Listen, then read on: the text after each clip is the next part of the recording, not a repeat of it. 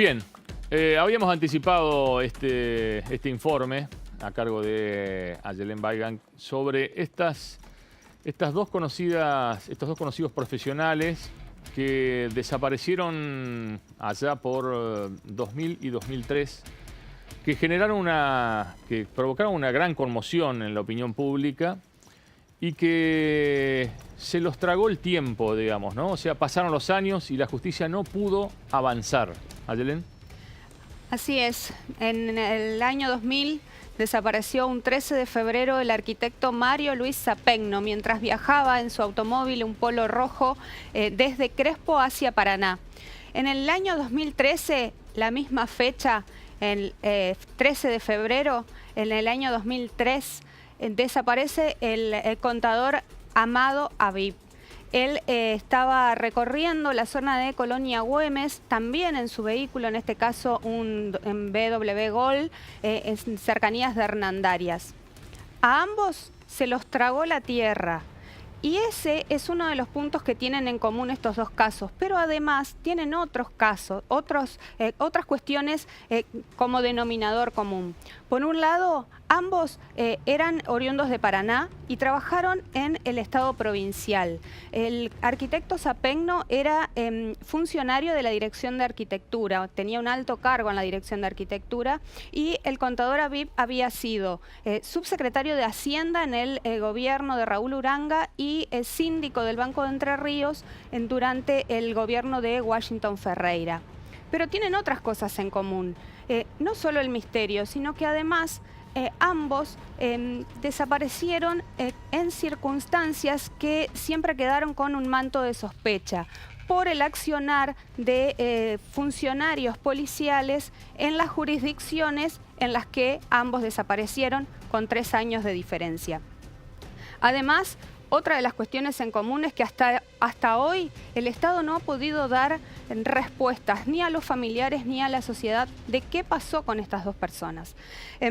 Por otra parte, fueron noticia, ocuparon páginas de los diarios, horas de televisión, horas en las radios y poco a poco a ambos se los fue olvidando. A Mario Zapegno lo buscó su mamá incansablemente hasta que murió hace algunos años atrás sin saber qué le pasó a su hijo. El contador Habib lo buscó también incansablemente su hija Silvia, acompañada en ese momento de su hermano que ya falleció y de sus hijos que en ese momento eran muy jóvenes. Silvia, después de tantos años de reclamar justicia, no quiere enfrentarse más a las cámaras de televisión, pero sin embargo sigue pidiendo justicia, sigue agradeciendo que recordemos el caso de su papá y por eso nos recibió en su casa y nos contó qué es lo que vive desde el 2003. ¿Cómo fue la última vez? ¿Qué supiste por último de tu papá? La última vez que lo vi, estuvimos almorzando juntos y él se fue al campo, como se iba todos los días, a recorrer campos, a pasar, ¿viste? Paseaba, entraba en un campo, salía, entraba en otro y a las 6 de la tarde volvía y ese día no volvió. Y por eso enseguida me di cuenta que algo le estaba pasando. Y ese día no volvió y nunca más supimos nada de él. Se hicieron todos los rastrillajes, se anduvo por la zona, encontramos el auto. Y al día siguiente me avisaron que lo habían visto y mi hijo enseguida fue y lo encontraron. Y le habían borrado todas las huellas, no había ninguna huella ni de él ni de nadie. Cerrado con llave. Y nunca encontré nada, ni los anteojos, ni la llave del auto, nada. Pasó por una comisaría de ahí, de la salida de Hernandarias, y el comisario que estaba ahí, que dijo que no lo había visto. Después cuando declaró dijo que lo vio, pero después dijo que se estaba bañando, o sea, hubo muchas contradicciones. Alguien limpió el auto porque las huellas de tu padre debían haber estado. Seguro, en el volante, ¿cómo llegó sin huella? Claro. O sea, si cerró la puerta con llave, era la entrada de un campo. O sea, no era la ruta. Era la entrada de un campo y ahí no había huellas ni en la cerradura ni en el volante. O sea, era imposible. O sea, fue obvio que lo limpiaron. Siempre se dijeron muchas cosas falsas de él, como siempre le pegan a la víctima.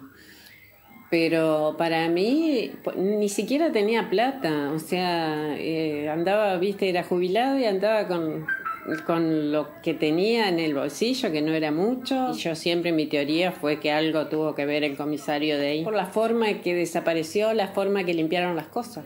O sea, una persona común no te limpia la huella del auto, o sea, es un trabajo de alguien que sabe. De alguien que sabe hacerlo. Y esa teoría de ustedes, esa hipótesis, nunca se investigó tampoco.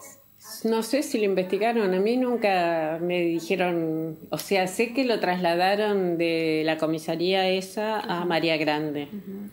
Eso fue lo último que supe, pero de ahí no pasa nada, viste cómo son ellos, trasladan de un lado a otro y ahí queda. Incluso con este policía que vos nombrás, ¿habría tenido también alguna vinculación o habría estado en el mismo lugar en el momento en que desaparece años antes el arquitecto Mario Sapegno y también la familia Gil? Los tres vinculados. Ajá. Y en ese entonces el abogado era Garzón y dijo que él estaba investigando una vinculación entre los tres casos y después a él lo nombraron juez y ya no se ocupó más del caso. Bueno, primero tuve muchos llamados por teléfono a mi casa pidiéndome plata para darme información. Una vez que me fuera a Santa Fe a llevar plata y que me iban a decir dónde estaba. Después otra vez a la Placita San Peña. Siempre pidiendo plata, pero siempre fueron, creo que, llamados falsos, ¿no? De gente que se quería aprovechar. Claro, que se aprovechaba de la situación. Después un día mi hija fue al supermercado y se le pararon un auto al lado, no la dejaron bajar y ella se fue y se asustó. Y entonces, viste, vos decís, ya no, después de 16 años que hace que desapareció, vos decís, ¿qué ganas si una de esas es peor y le pasa a alguien de tu familia algo? Claro. Aparte te ganan la justicia y la policía, te gana por cansancio. Claro. Nunca me llamaban, nunca vi que hicieran nada. La verdad que cuando te pasa ahí te das cuenta de lo que es y que estás sola, porque nadie te ayuda. Si hubiera pasado algo me hubieran avisado. Y la policía, si encontró algo, qué sé yo, así como me llamaron ahora por estos anillos, que una moneda de 10 centavos me mostraron también. Imagínate. Que puede ser de una hebilla de un cinturón. Qué sé yo, si era de mi papá, eso no. Claro. Y los anillos estoy segura que no. Pero lo demás, una moneda de 10 centavos. Claro. Ridículo. Claro. Alguien tiene que haber visto algo. Porque no puede ser que nadie vea nada. ¿Cómo salió? Lo sacaron de ahí. Claro. O sea, tienen miedo. Y bueno, nadie se juega por nadie, ¿viste? Salvo cuando te pasa a vos te das cuenta. Antes de que asumiera Blanca Osuna, me vio en la calle, se tiró del auto, me dijo que me iba a ayudar, que si ellas ganaban, ella me iba a apoyar, que ella sabía lo que era perder un padre, que qué sé yo. Después de esa vez, si vos la viste, yo no la vi nunca. Nadie me ayudó, nadie se ocupó de nada. Ahí estaba la palabra de Silvia Habib, hija del contador Amado Habib, desaparecido en el 2003. Quiero remarcar eso que vos dijiste antes, ¿no? De que Silvia podría haber estado en la Cámara, ¿no? Contándonos esto, pero ha tomado una decisión personal, digamos. O sea, ella nos dijo con mucho dolor, digamos, o sea, prefiero no salir en cámara porque apenas salgo, mi hija y yo empezamos a recibir amenazas, hostigamiento. Así es.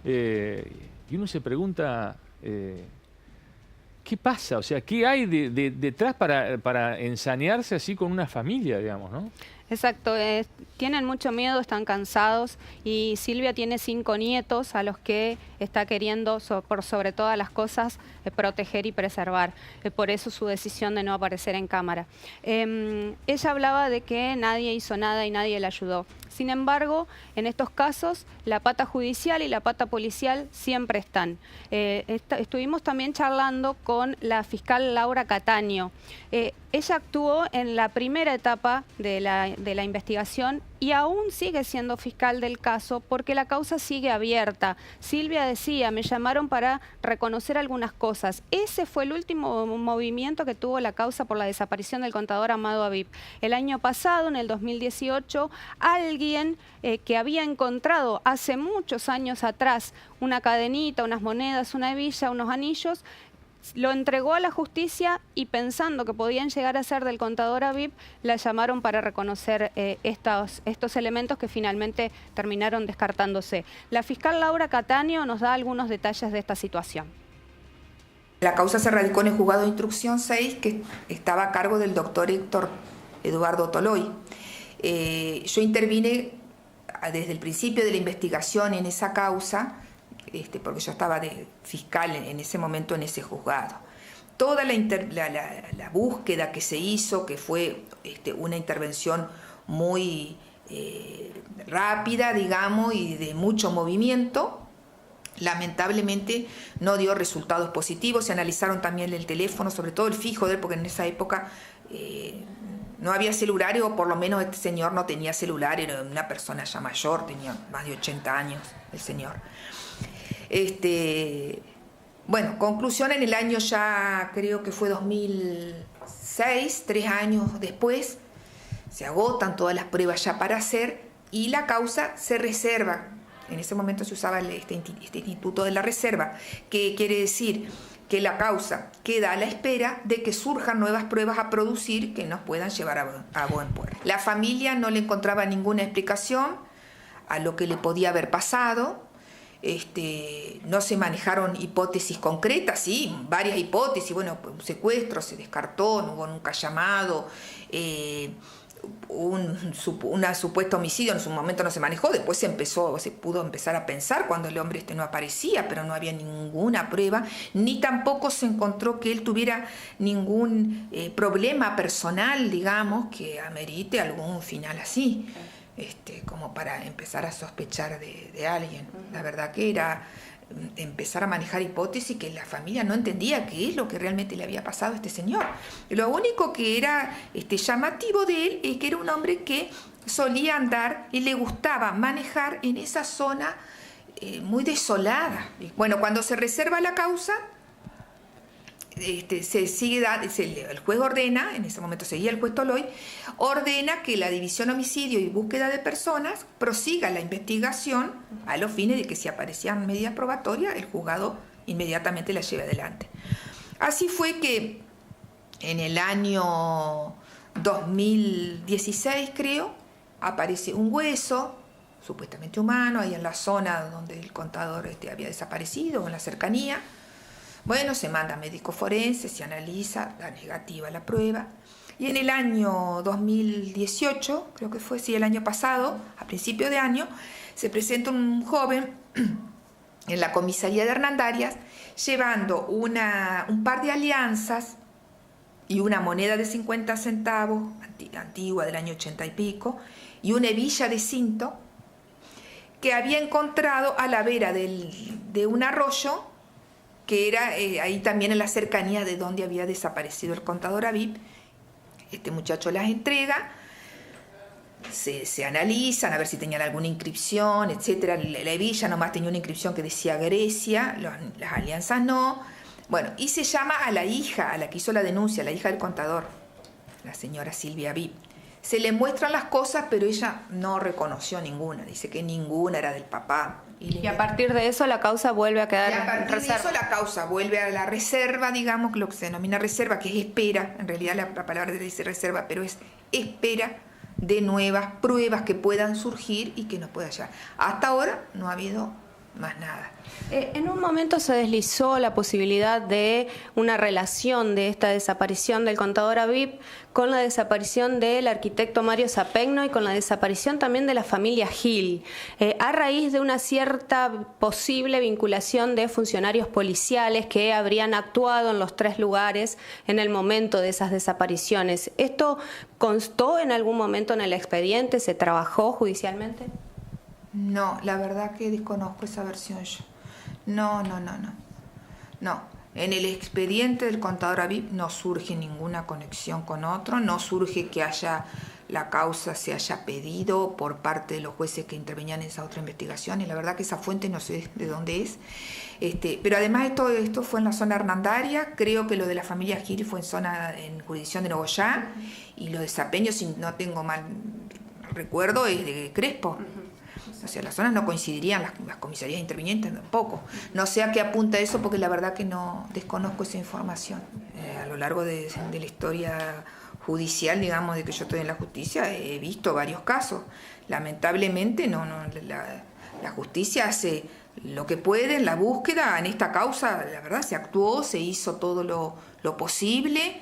No es que la causa quedó parada, sino que siempre se intervino. Y bueno, a veces sucede que lamentablemente la búsqueda de las personas no arriban a buen puerto. Muchas veces sí, y la menos de las veces no. Porque la verdad que no son tantos los casos, pero sí se reconoce que hay casos en que no han aparecido. Y no hay lamentablemente ninguna respuesta para darle a los familiares, porque se desconoce por completo qué fue del destino de esa persona. Bien, ahí estaba la parte de la justicia. Se desconoce de lo que fue el destino de esa persona, dice la fiscal Cataño. Y estamos así desde el 2003 con el contador Amado Aviv. Desde la policía también estuvimos dialogando con quienes trabajaron en ese momento. Con en ese momento oficial de homicidios, hoy actualmente subdirector de investigaciones, Ángel Ricle, y también con quien era subdirector de la División de Homicidios, Emiliano Balbuena. Ambos coinciden en que se realizaron todas las pericias posibles. Se buscó en el lugar con los cadetes de la policía, con perros adiestrados, con el helicóptero, incluso de gendarmería, que lo buscó al contador Aviv. No quedó nada, ningún lado por buscar. Sin embargo, Amado Aviv sigue siendo un misterio. Lo mismo sucedió en el caso del arquitecto Mario Sapegno. Fue en el 2000. Él estaba viajando desde su casa de Crespo, a donde se había mudado a vivir porque él había quedado viudo y sus hijos vivían en la localidad de Crespo con su ex esposa, estaban separados, y viajando desde Crespo a Paraná, en ese trayecto se lo tragó la tierra. Aparentemente lo que se especuló en un momento fue que en la zona de María Luisa, un operativo policial lo hizo desviar hacia la comisaría y la propia mamá de Sapegno, que fue la única que lo buscó en ese momento, estuvo en el lugar, recorrió, habló con la gente, pero nunca más se supo de él.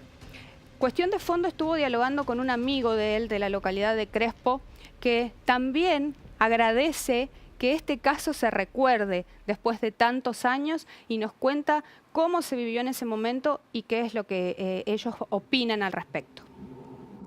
De Mario, de haber tenido ese contacto de calle o de compartir algo en el bar, en la época cuando él venía, porque estaba de novio aquí, con quien posteriormente se casó y enviudó de esta mujer, así que, lo cual a mí me generaba, no sé si es un cierto afecto, una cierta simpatía, porque ¿no es cierto? Teníamos las pocas veces que nos veíamos teníamos un trato cordial y posteriormente no sé si supe mucho más de él cuando me interesé por lo que sucedió. Al principio yo creo que todos reaccionamos de la misma forma, ¿no? Porque frente a la duda, nadie dijo que estaba muerto, nadie dijo que sí, que había desaparecido. Entonces nos hacemos a la idea de que nadie puede desaparecer con su automóvil de un momento a otro, es decir, sale de Crespo y no llega a Paraná y ha desaparecido.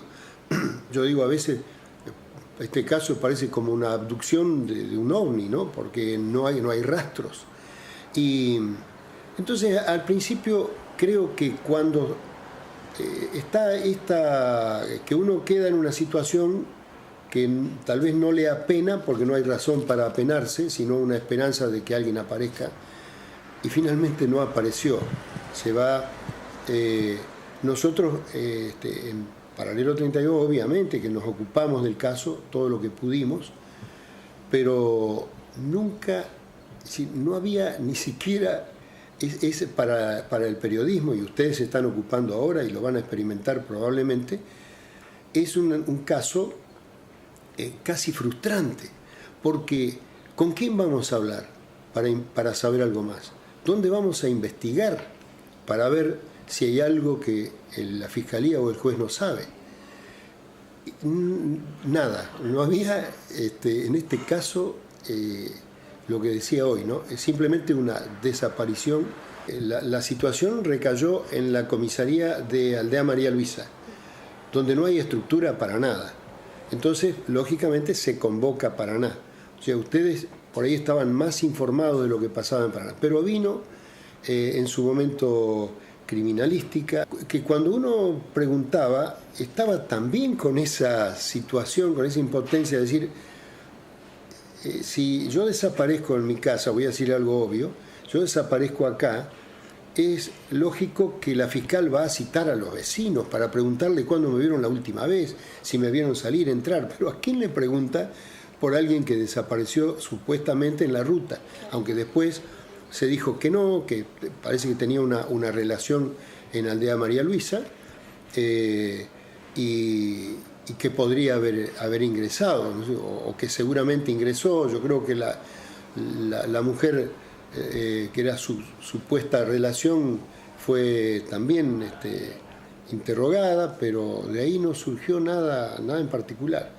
Es todo un proceso, ¿no? Ante los casos misteriosos es inevitable las versiones, pero ni siquiera para el rumor, para la presunción, ni siquiera para eso había elementos. Después apareció esta situación de que habría un policía involucrado, y esa versión fue bastante fuerte, pero ¿quién puede hacer una afirmación al respecto?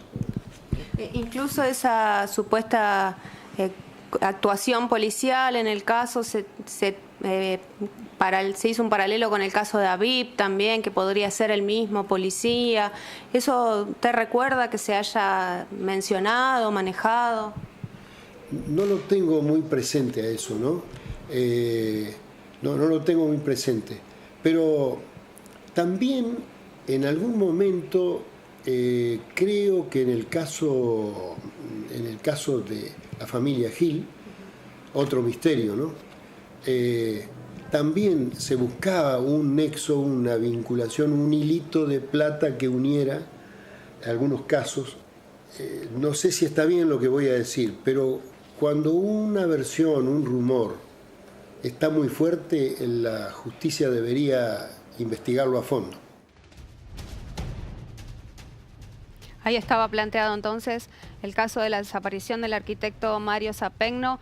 También desde quienes trabajaron de la policía plantean que se siguieron todas las pistas. Incluso a Zapegno se lo buscó en el exterior porque la mamá decía que posiblemente podía estar en el Caribe o en la República Oriental del Uruguay. Sin embargo, nunca hubo ningún dato, el auto jamás apareció. Qué y bárbaro eso, ¿no? esto es todavía más misterioso de lo que pasó con Aviv, donde el auto sí apareció y había alguna cuestión de dónde buscarlo. En este caso no se sabe ni siquiera dónde buscarlo. Por último, para cerrar, en la provincia de Entre Ríos son 15 las personas que han desaparecido de esta manera. Se los tragó la tierra y nadie sabe dónde están. Bien, excelente informe. Nos vamos a la nueva pausa. Después nos quedan 2 informes finales. No se vaya.